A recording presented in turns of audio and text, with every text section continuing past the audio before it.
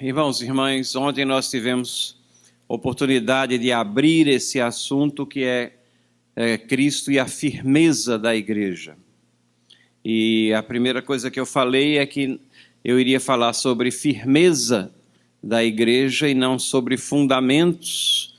Fundamentos é o tema que está debaixo da responsabilidade do pastor Franklin, que está conosco, pastor mestre, escritor, dileto amigo de longos anos, e ele estará falando sobre isso hoje à noite, né? E amanhã. Hoje à noite e amanhã.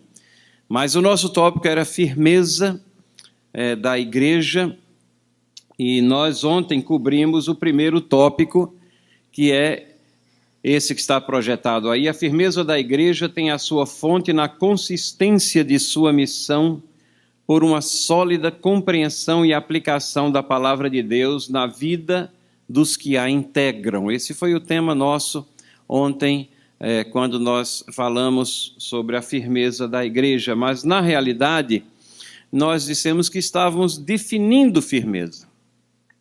Estávamos definindo firmeza como um conjunto de três fatores aqui. Primeiro, o que nós abordamos, que é consistência na missão.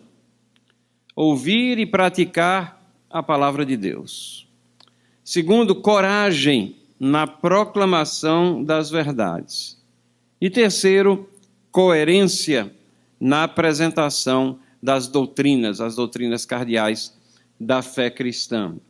E ao darmos essa definição, nós sentimos a necessidade de irmos até 1 Pedro capítulo 2, versículo 9, e relembrar o que aquele texto nos diz sobre a identidade e sobre a missão da igreja. A identidade: vós, porém, sois raça eleita, sacerdócio real, nação santa, povo de propriedade exclusiva de Deus, e uma missão, a fim de proclamardes as virtudes daquele que vos chamou das trevas para a sua maravilhosa luz. E um dos pontos centrais que nós falamos ontem é de que a igreja ela é constituída pelo povo de Deus. Esses que são chamados para fora, eleitos, pela soberana vontade de Deus, que têm os olhos abertos, que se jogam aos pés da cruz, ansiando pelo recebimento de um Deus que é santo, que é puro, que é justo, e no qual nós só podemos adentrar, na presença do qual só podemos adentrar através do sacrifício de Cristo Jesus. O Espírito Santo abre os nossos olhos para a nossa situação de pecaminosidade e abre os olhos também para que nós contemplemos a majestade e a santidade de Deus. E são pessoas como eu, como você, que fazem a igreja. E, consequentemente, quando nós falamos da firmeza da igreja, nós estamos falando da firmeza individual de cada um. E quando nós falamos de firmeza, vem a lembrança de rocha, de pedra, e nós vimos ontem como essas expressões são figurativas do posicionamento do próprio Cristo Jesus, que é a rocha e a pedra angular, mas também que nós somos firmados na rocha quando obedecemos a palavra de Deus. Vimos isso lá em Mateus capítulo 27. E por isso que a firmeza da igreja vai depender da firmeza de cada um de nós. Da firmeza individual que nós tivermos no caminhar cristão. A firmeza vai depender da consistência dessa compreensão que nós temos de que a palavra de Deus tem que ser aplicada.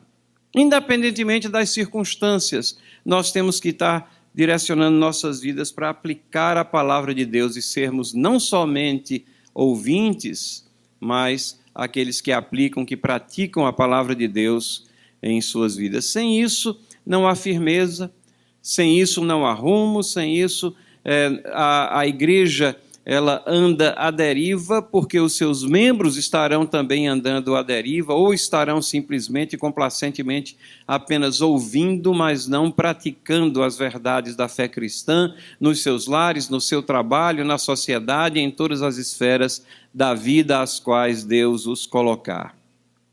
E assim chegamos, então, como estamos utilizando a nossa definição como esboço daquilo que temos que apresentar, chegamos ao segundo ponto, que é a firmeza da igreja é evidenciada pela coragem na proclamação das verdades do Evangelho, independentemente das circunstâncias. A firmeza da igreja vai ser evidenciada pela coragem. E, mais uma vez, essa é uma questão bem individual. Nós temos que ser corajosos. Nós temos que ser corajosos na proclamação das verdades do Evangelho, a qual nós fomos comissionados a fazer, independentemente das circunstâncias que nos cercam.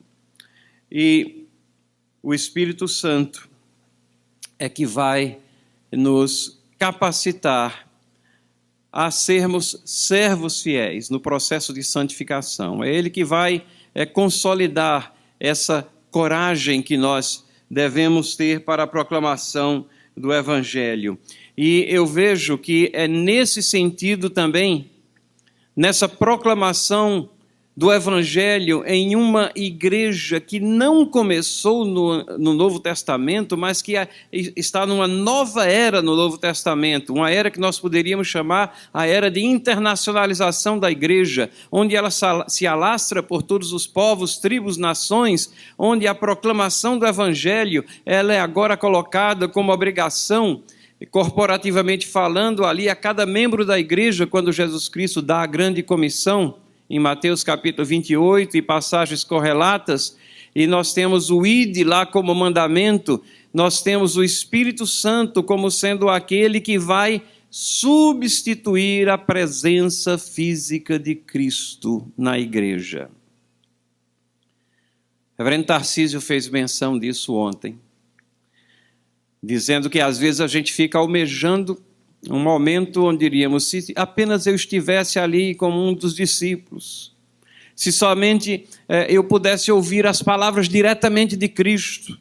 Esse anseio é tão grande que nós temos até as nossas Bíblias com letras vermelhas, que são as palavras de Cristo, que chegam a dar a ideia de que aquelas palavras são mais inspiradas do que as outras. Não, a palavra de Deus é inspirada pelo Espírito Santo de Deus em sua totalidade. Mas Jesus Cristo, ele esteve por um momento aqui na terra, ele assumiu a natureza humana para sempre, e ele faz uma promessa. E a promessa é em que sentido? É exatamente desse que seria o Consolador, aquele que iria confortar, aquele que viria numa situação toda especial para essa igreja, nessa fase neotestamentária.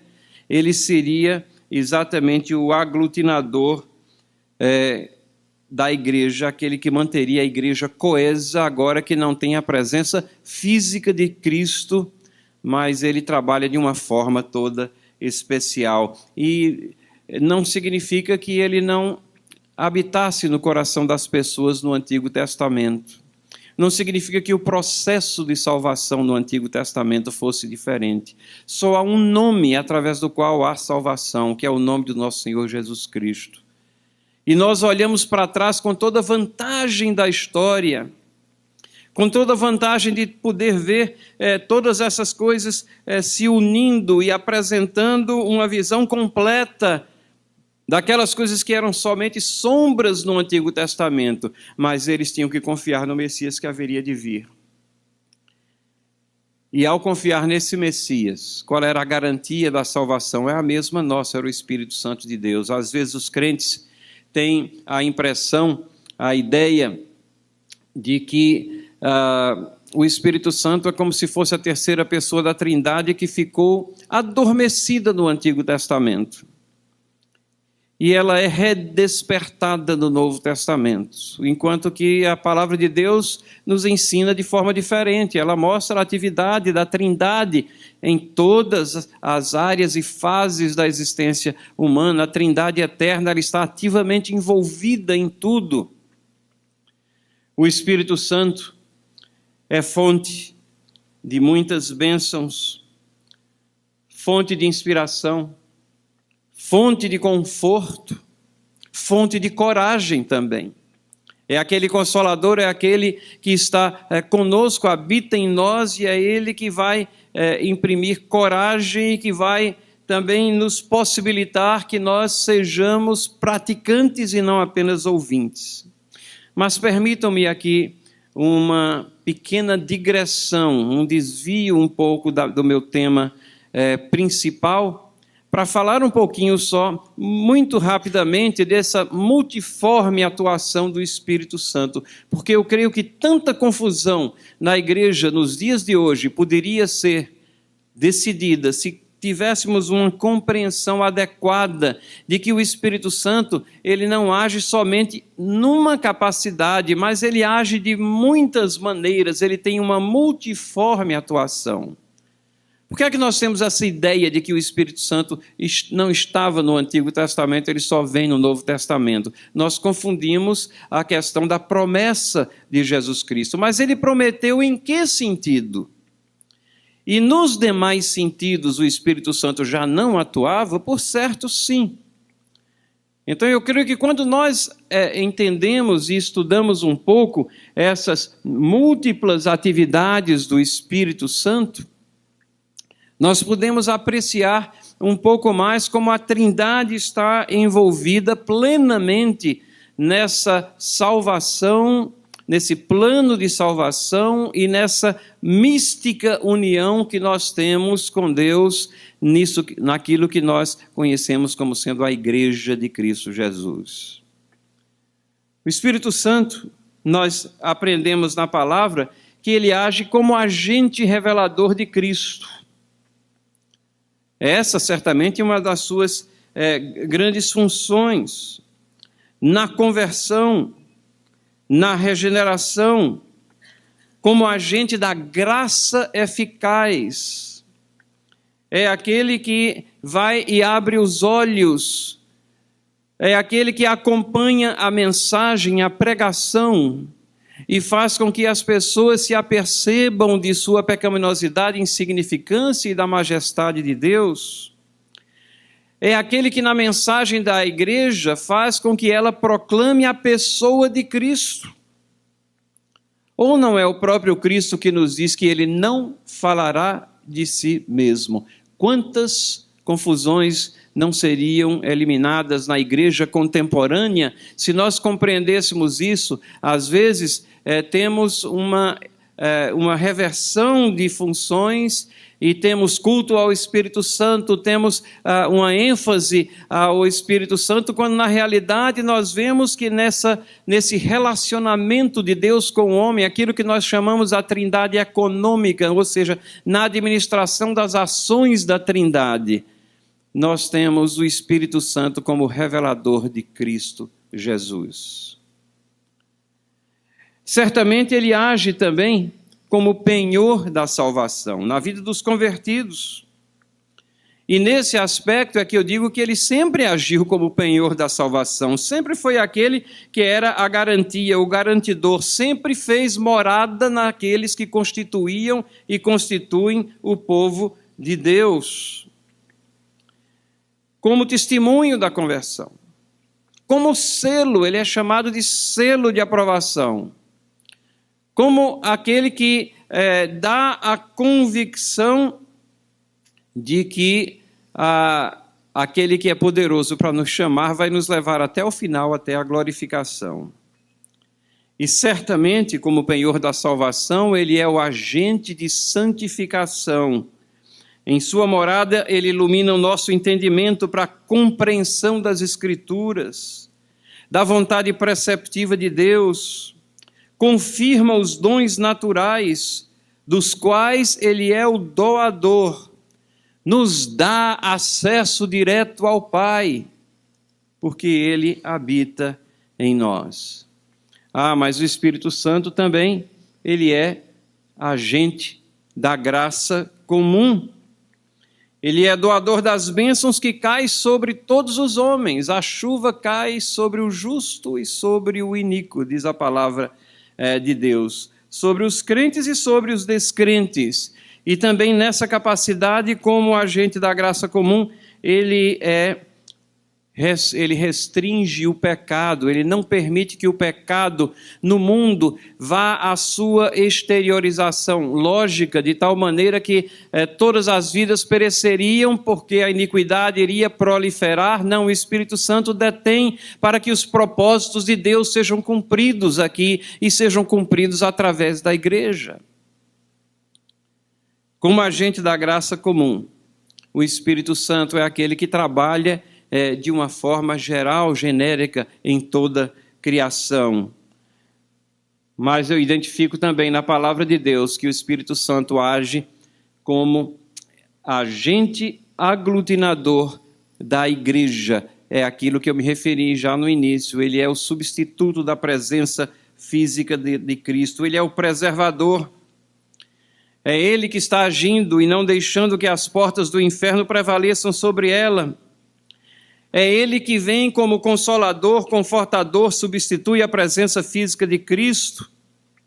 E é nesse sentido que Ele é prometido por Cristo Jesus. A igreja agora perde a sua identidade nacional, aquilo que mantinha coesa o povo de Deus, aquela instituição que mantinha coesa o povo de Deus, era a nação de Israel, com suas leis, com as suas ordenanças.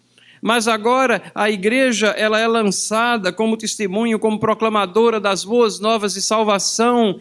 E é essa igreja que perde uma identidade nacional, mas que recebe uma identidade toda especial, como nós vimos lá em 1 Pedro capítulo 2. Nós somos um povo de propriedade exclusiva de Deus.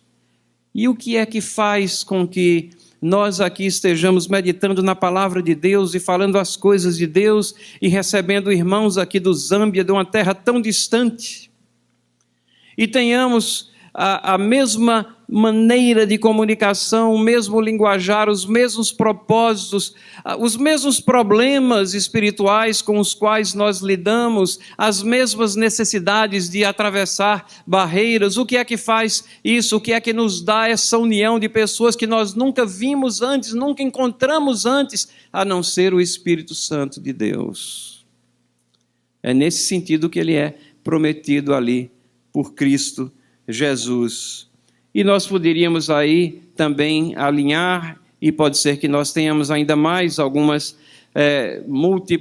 outra atividade do Espírito Santo, mas só para terminar essa relação, o Espírito Santo age como ele é agente capacitador de pessoas específicas para situações especiais, com poderes, dons ou bênçãos extraordinários.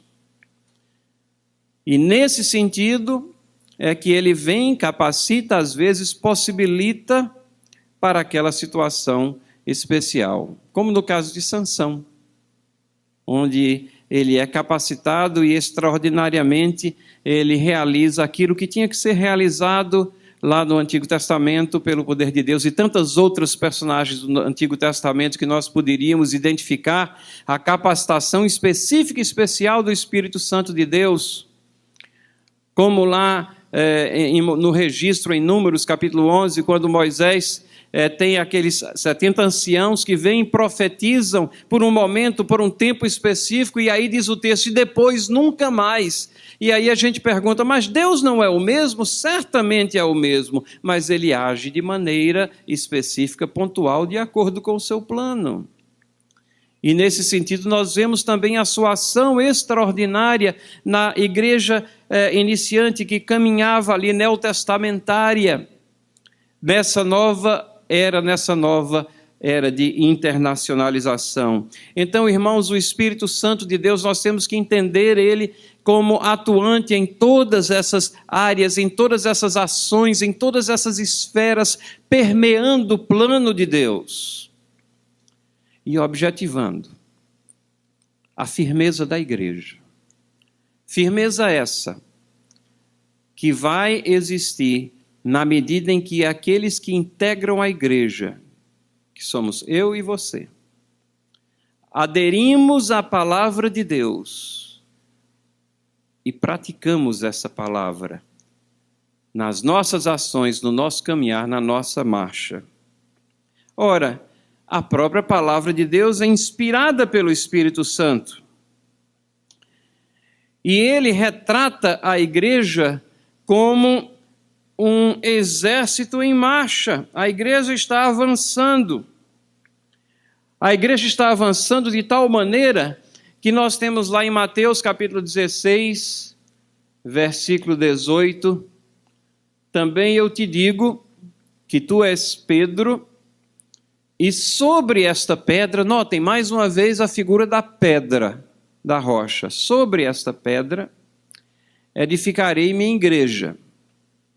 A igreja que está agora se expandindo.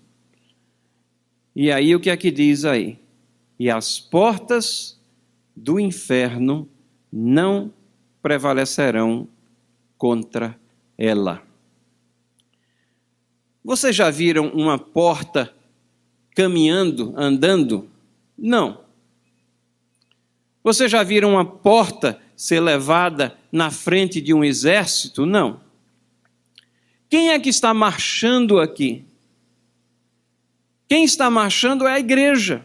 É a igreja que está marchando, conquistando, se expandindo, proclamando. E para isso ela precisa de coragem, para isso ela precisa de firmeza.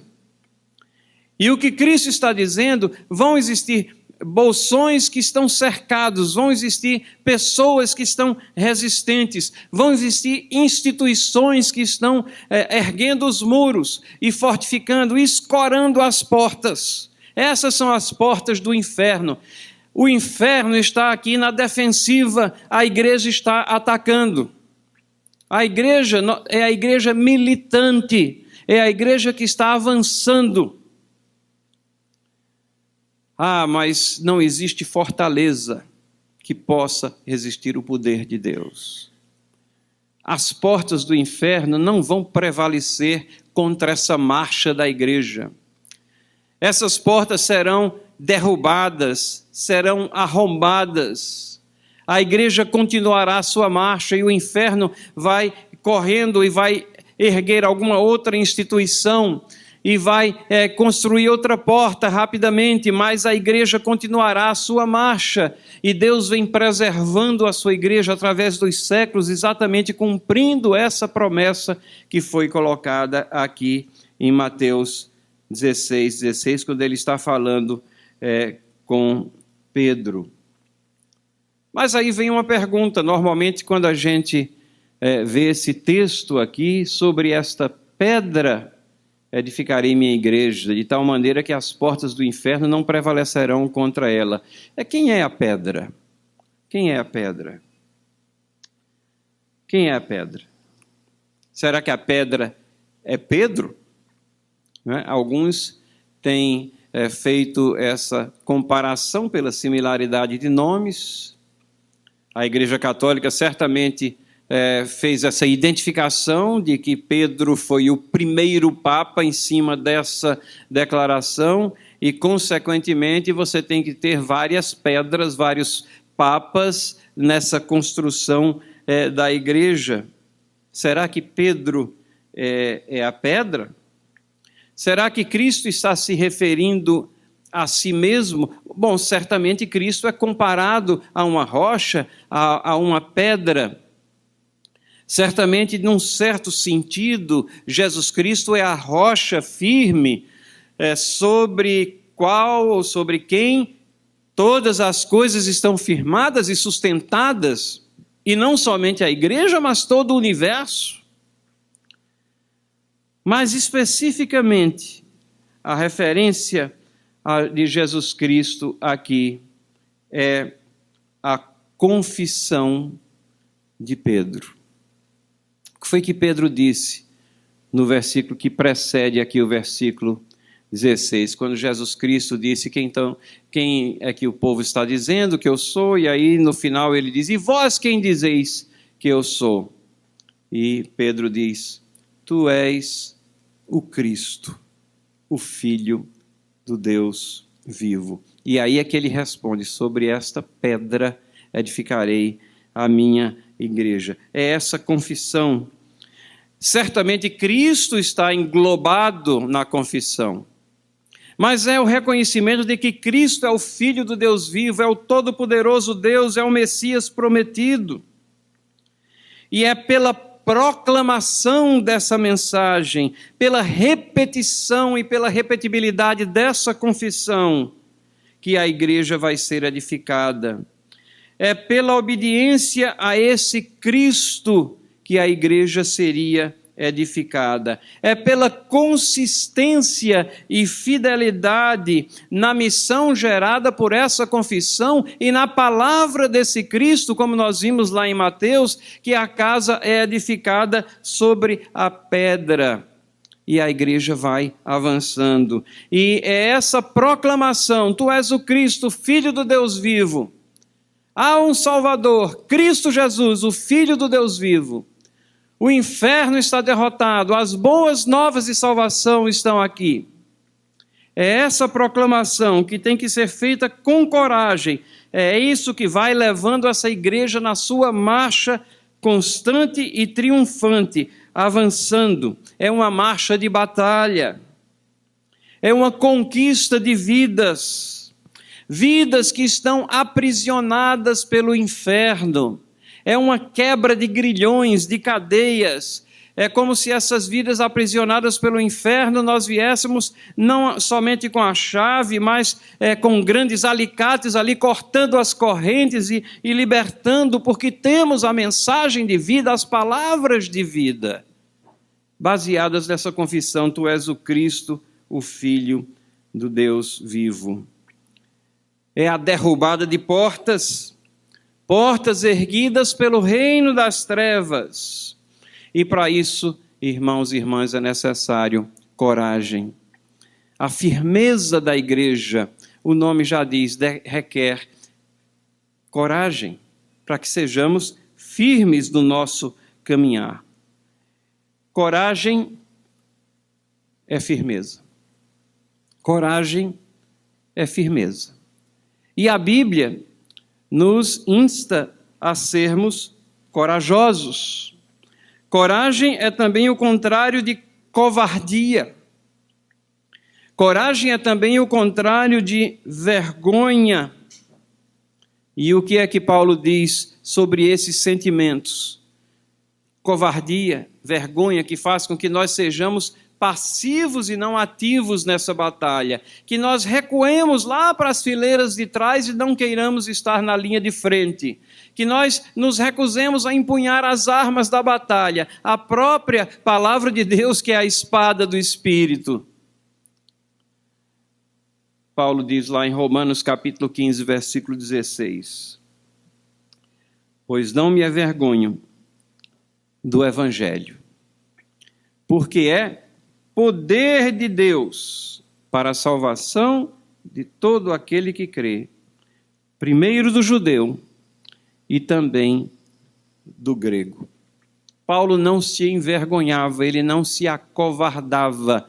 Paulo era firme na sua proclamação, e ao ser firme na sua proclamação, ele estava também entrelaçando a sua firmeza com a firmeza da igreja. Ele estava promovendo a firmeza da igreja pela sua coragem em levar à frente a proclamação do Evangelho. E qual é o conselho dele a Timóteo, o jovem pastor? Ele também diz ao jovem pastor Timóteo que ele deve ser firme, ele deve ser corajoso, ele não pode ser covarde. Na realidade, ele diz assim em 2 Timóteo, capítulo 1, versículos 7 e 8, ele diz, porque Deus não nos tem dado espírito de covardia, mas de poder, de amor, de moderação. Veja, o Espírito Santo que habita em nós, é Ele que vai nos dar coragem, e essa coragem não significa que nós sejamos brutos, insensatos, mas que nós vamos prosseguir com prudência, mas conscientes do poder que temos. Nós manuseamos o maior poder do mundo. Nós manuseamos o poder central do universo, que é aquele que emana de um Deus soberano, está em nossas mãos, está na igreja, está na vida de cada um de nós. Como é que nós podemos nos acovardar, ter um espírito de covardia? E é um poder que ele se reflete na forma amorosa como nós levamos à frente essa batalha também. Amorosa para com os nossos, amorosa para com aqueles que nós estamos conquistando também. Moderação sem arroubos inconsequentes, onde o orgulho humano começa a sobressair. Não, é sempre atribuindo o poder a Deus, a glória a Deus em cada passo do nosso caminhar. Porque Deus não nos tem dado espírito de covardia, mas de poder, de amor, de moderação. Não te envergonhes, portanto, do testemunho do nosso Senhor. Ah, irmãos, que coisa triste quando nós nos envergonhamos do testemunho. Eu quero participar da batalha, como você dissesse, mas eu vou ser agente secreto. Ninguém vai descobrir que eu faço parte desse exército. Eu vou me infiltrar e ninguém vai descobrir. Antes que você perceba, você já está no campo do inimigo, falando como ele, agindo como ele, e cuidado com sua vida. Não, nós não podemos ter vergonha do testemunho do nosso Senhor, nem do encarcerado que sou eu. Aí Paulo faz uma referência a si, aqueles que estão na linha de frente de batalha, muitas vezes eles estão em prisão, eles estão encarcerados. Pelo contrário, diz Paulo a Timóteo, seja participante dos sofrimentos, encare isso com naturalidade. No mundo tereis aflições a favor do Evangelho, segundo o poder de Deus, porque é Deus que vai dar o poder para você suportar. É Deus que vai dar o poder para você vencer as barreiras, é Deus que vai dar a coragem que você precisa para continuar avançando. Ora, eu sei que a tarefa não é fácil, nunca foi fácil e nem a Bíblia coloca como sendo fácil. Isso é mentira do evangelicalismo contemporâneo que diz que o cristão ele vai ter toda a prosperidade, vai ter todas as benesses nessa vida, a vida de dificuldades fica para trás. Não, a palavra de Deus é pródiga em mostrar os problemas que podem advir no nosso dia a dia, mas um poder maior que pode superar qualquer problema, que pode nos sustentar, que pode nos levar a atravessar águas turbulentas e as tribulações dessa vida. Hebreus, capítulo 11, aquele capítulo dos heróis da fé, aqueles que tiveram coragem. Versículos 34 a 38, nós vemos aqui que a tarefa não é fácil. Uma vida de sofrimento muitas vezes está presente naqueles que são os transmissores das mensagens de Deus. E é esse o ensino que nós temos aqui, é esse o retrato que nós temos aqui desses que são especificados naquele capítulo. Veja, lá no versículo 34, diz que aqueles da fraqueza tiraram forças. Parece uma contradição, né? Se você está fraco, você se abandona, você está debilitado, fica para trás. Não. Maior é o poder. Maior é o poder que está em nós. É o poder de Deus. Então, da fraqueza você tira forças.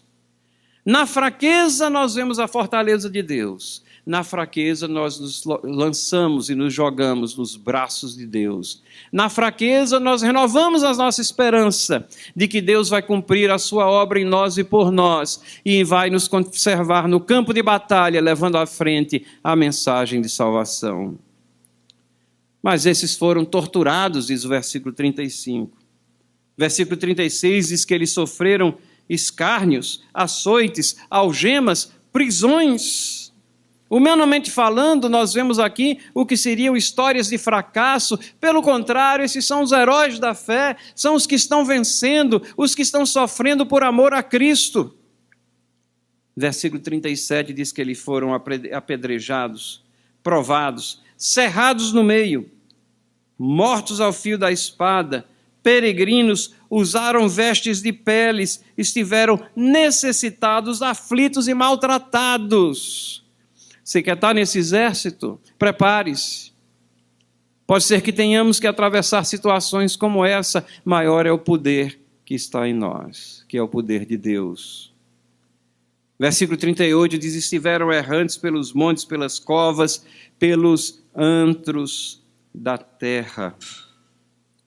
Irmãos, as Escrituras, elas não apontam nenhuma forma fácil de viver, nem de levar à frente essa batalha, mas é uma batalha e estar nela requer coragem, requer determinação, requer firmeza. E para isso nós temos que estar com a nossa casa muito bem construída, solidamente em cima da rocha da obediência, que é ouvir a palavra, praticá-la. E para tudo isso nós precisamos do Espírito Santo de Deus agindo em nossas vidas, para que nós possamos vencer todos esses obstáculos. Eu sei que não é fácil.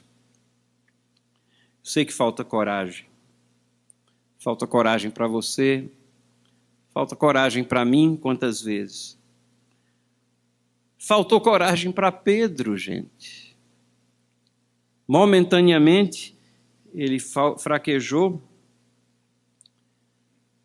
Mas o que é que aconteceu? Qual é a história de Pedro que nós ouvimos? Maior é aquele que estava nele e ele o levanta daquela situação de depressão espiritual e moral por ter negado a Cristo, e o coloca como um grande apóstolo, proclamador das verdades divinas, aonde ele exercita coragem intensa, em momentos onde ele está perante os seus algozes, os oficiais do governo, aqueles que tinham o poder entre a vida e a morte, e ele diz a eles: não podemos deixar de falar do que temos visto e ouvido. Isso é coragem. Que contraste entre o Pedro que caiu e negou e o Pedro que evidencia a sua coragem pela ousadia com que ele leva à frente as palavras de salvação. Coragem que nos falta, mas que nos deve levar quando constatamos que estamos prestes a nos acovardar. E eu creio que Timóteo estava mais ou menos nessa situação, porque as palavras de Paulo, elas são tão incisivas e elas são repetidas, não é só nesse trecho que nós lemos. Timóteo talvez estivesse ali sobrepujado pelos problemas daquela igreja que ele estava lá em Éfeso. Mas é essa sensação de impotência que deve nos levar e nos jogar aos pés da cruz, para que nós possamos obtê-la, para que nós possamos ser reanimados, para que nós possamos ser consolados, confortados pelo Espírito Santo, que não somente nos foi prometido, mas que está conosco. Ele não somente habita em nós, mas está de uma maneira toda especial nessa mística união do povo de Deus, uns com os outros e todos nós com Cristo Jesus. Isso nos leva até o terceiro ponto, que faz parte da nossa definição de firmeza também. A firmeza da igreja, ela é consolidada pela coerência na apresentação das doutrinas, compreendendo todo o conselho de Deus. A firmeza da igreja é consolidada pela coerência na apresentação das doutrinas, compreendendo todo o conselho de Deus. Percebem? Para que a igreja seja firme é necessário que nós sejamos firmes. Para que nós sejamos firmes é necessário que nós tenhamos consistência, ouvir, praticar. Coragem para levar à frente. E agora é necessário que nós tenhamos coerência doutrinária, que nós não estejamos sendo levados para lá e para cá por qualquer vento de doutrina, mas que nós possamos abrigar, abraçar todo o conselho de Deus e proclamar, devolver aquilo que nós recebemos, que nós aprendemos, que nós praticamos, levar à frente a outras pessoas. Eu creio que um texto básico para substanciar isso daí pode ser Romanos 12:6. Romanos 12:6 está falando dos diferentes dons que são dados aos membros da igreja. E aí ele vai e faz uma referência à profecia. Às vezes a gente entende mal também o que é profecia. O profeta é porta-voz de Deus. E a nossa definição, muitas vezes, profeta é o que prediz o futuro. Não, predição do futuro é um dos elementos da profecia. Pode estar presente ou não, e ele ainda assim é profeta. Muitas vezes o profeta, ele tão somente, no Antigo Testamento, alertava o rei sobre as coisas mais e ruins que ele estava fazendo. Ele era o porta-voz de Deus. Às vezes esse alerta trazia alguma predição do futuro dada por Deus. O mundo está cheio de falsos profetas, no sentido daqueles que predizem ou procuram predizer o futuro. Mas profecia, na sua essência, significa porta-voz de Deus, aquele que leva à frente as palavras de Deus, ou poderíamos até falar de profecia como pregação. Mas o texto aqui diz aqui, se profecia, seja segundo a proporção da fé. E o nosso texto nem sempre elucida muito bem o que é essa proporção da fé. Às vezes a gente pensa, se eu tenho uma fé pequenininha, então eu vou falar bem pouquinho. Se eu tenho uma fé maior, eu vou falar mais. Não, não é isso. A palavra no original é aquela que na nossa língua é analogia. Ou seja, o que nós vamos proclamar não pode ser dissonante das coisas que foram dadas anteriormente, das doutrinas que foram ensinadas, de todo o conselho de Deus que está contido nas Escrituras. Não é através de novas revelações que a vontade de Deus vai se mostrar aos nossos dias. Tudo que é necessário para o nosso conhecimento já nos foi dado na palavra de Deus. E tudo aquilo que nós temos na palavra de Deus é harmônico, tem harmonia entre si. Uma doutrina é construída, entrelaçada com a próxima doutrina, e todas elas são construídas em cima de revelações prévias, de tal maneira que nós temos aqui um conjunto de coisas que não pode, não deve ser quebrado pela imaginação humana ou pela inconsequência humana, como tantas vezes nós vemos nos nossos dias.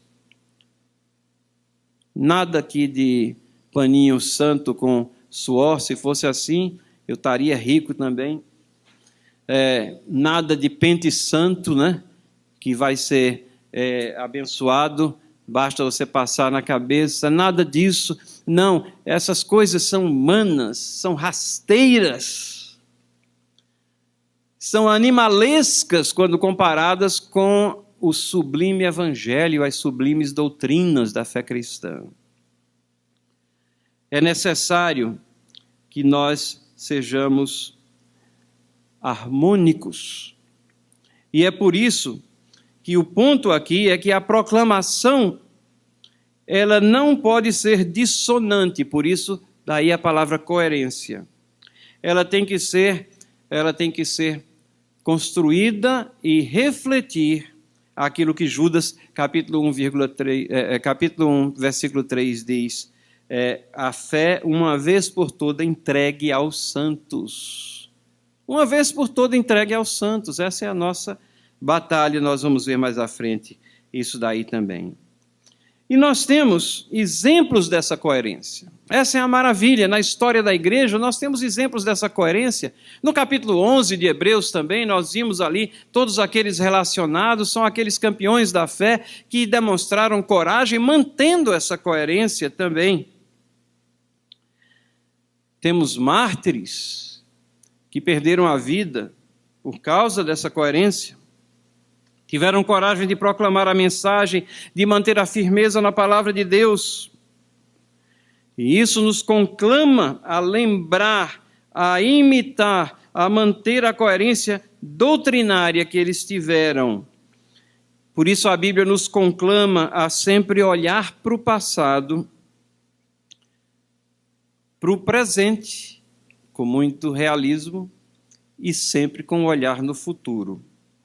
E eu creio que um texto muito bom para mostrar esse triplo olhar que nós devemos ter sempre é Hebreus capítulo 13, versículos 7 a 9, onde nós temos Hebreus capítulo 13, versículo 7. Vamos ler juntos. Lembrai-vos, está projetado aí, lembrai-vos dos vossos guias, os quais vos pregaram a palavra de Deus, e considerando atentamente o fim da sua vida, imitai a fé que tiveram. Versículo 8, Jesus Cristo, ontem e hoje, é o mesmo, e o será para sempre. Versículo 9, não vos deixeis envolver por doutrinas várias e estranhas, porquanto o que vale é estar o coração confirmado com graça, e não com alimentos, pois nunca tiveram proveito os que com isso se preocuparam.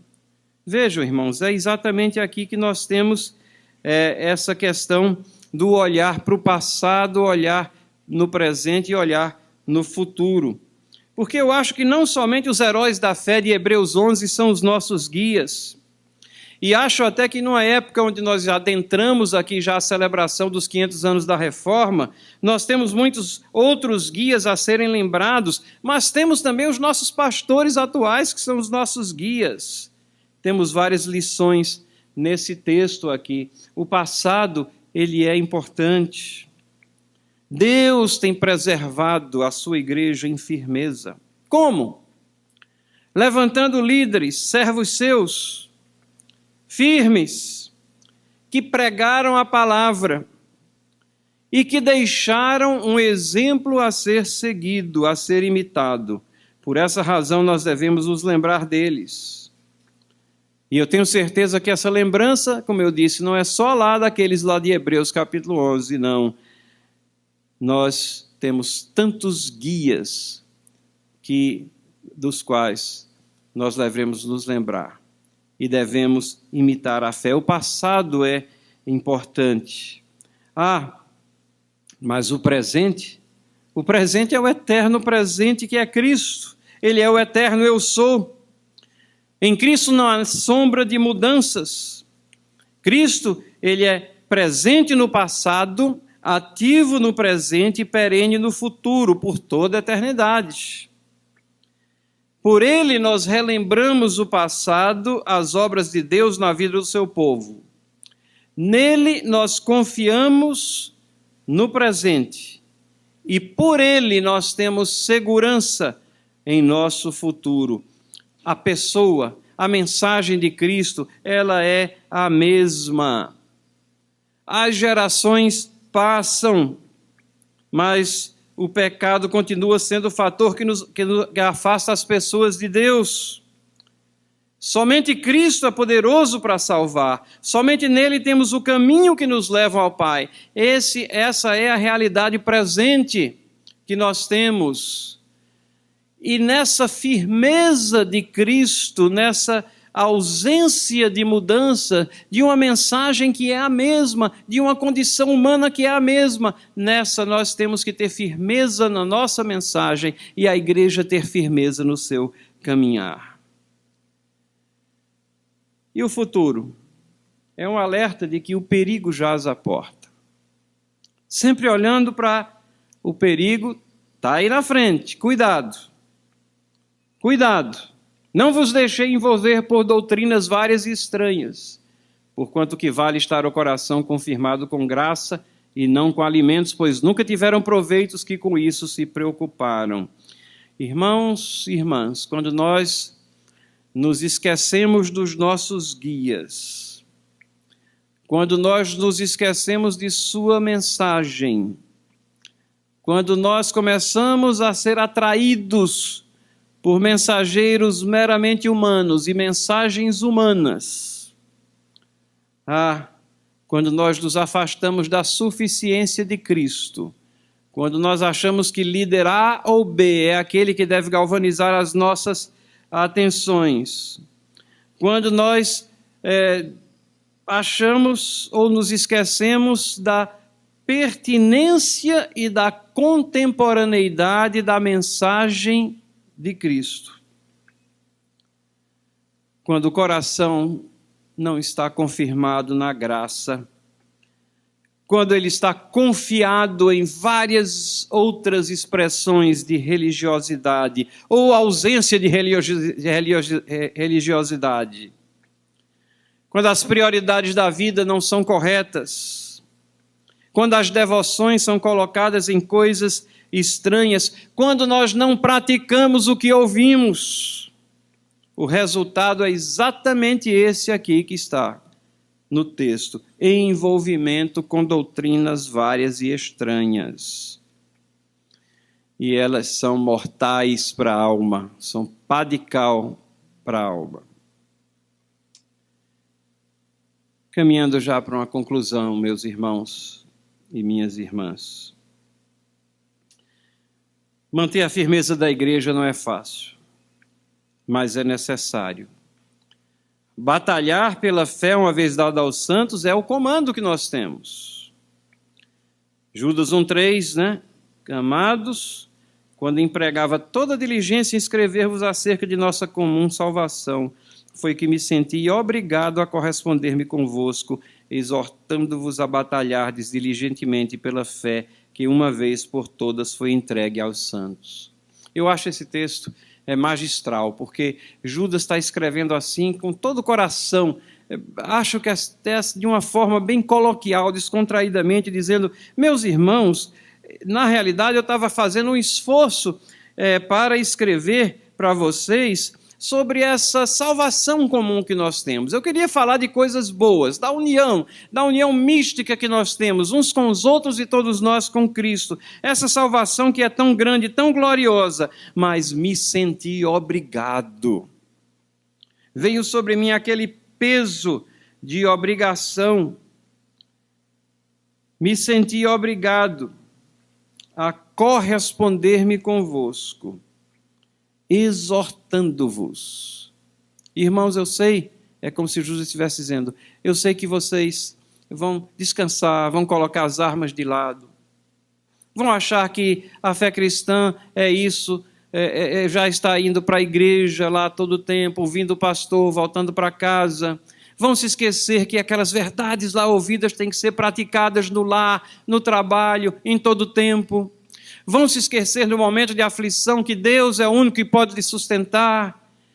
Vão se esquecer de tantas coisas. Eu tenho que exortar vocês a uma batalha. Nós estamos envolvidos numa batalha e essa batalha tem que ser uma batalha que tem que ser seguida diligentemente. E é uma batalha que não é por coisas novas, por conquistas novas, não, é pela fé uma vez dada aos santos, pelas doutrinas preciosas, maravilhosas, aquelas que levam à vida eterna, à comunhão eterna com o nosso Salvador. É por ela que nós nos envolvemos nessa batalha, nela que nós prosseguimos, tendo o nosso Deus como general, como comandante, Cristo, aquele que é o cabeça da igreja, à frente dessa batalha, e nós vamos derrubando porta de inferno após porta de inferno, não há barreira que possa nos sustentar. Nós vamos caminhando debaixo do poder de Deus. Não é fácil, não é fácil. Paulo diz assim, pelo que tendo esse ministério, segundo a misericórdia que nos foi feita, não desfalecemos. Pelo contrário, rejeitamos as coisas que por vergonhosas se ocultam, não andando com astúcia, nem adulterando a palavra de Deus, antes nos recomendamos à consciência de todo homem na presença de Deus pela manifestação da verdade. Eu creio que quando Paulo escreve isso aqui, e ele diz, não desfalecemos, é porque por vezes ele sente que ele estava prestes a desfalecer. O ministério era difícil, as barreiras eram difíceis, as dificuldades, as oposições, a luta, as perseguições, mas ele diz, eu não desfaleço, não vou desfalecer. Na realidade, eu vou ter uma atitude diferente. Em vez de desfalecer, eu vou ter coragem. Em vez de desfalecer, eu vou ser firme. Em vez de desfalecer, eu vou ser praticante da palavra. Em vez de desfalecer, eu vou ser coerente com todas as doutrinas. Eu vou rejeitar coisas que são vergonhosas, que não pertencem na vida de um crente. Coisas que se ocultam, mas que afloram em numa determinada ocasião e vão envergonhar o evangelho e as vidas. E também não vou andar com astúcia. Não vou procurar artimanhas humanas, mas vou confiar no poder divino. Não vou adulterar a palavra de Deus, não vou acreditar na profetisa fulana, cicrana, beltrana, não, a minha confiança na palavra de Deus. Não vou confiar numa seita qualquer que me traga aqui como sendo, eu tenho as últimas palavras de Deus, você tem uma coisa velha. Não, eu vou ficar com a fé uma vez dada aos santos.